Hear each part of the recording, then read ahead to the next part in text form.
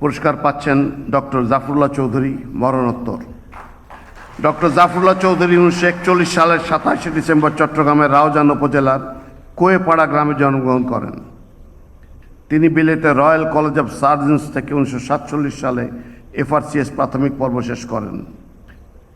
তিনি 480 শয্যা বিশিষ্ট বাংলাদেশ ফিল্ড হাসপাতাল ও গণস্বাস্থ্য কেন্দ্র প্রতিষ্ঠা করেন।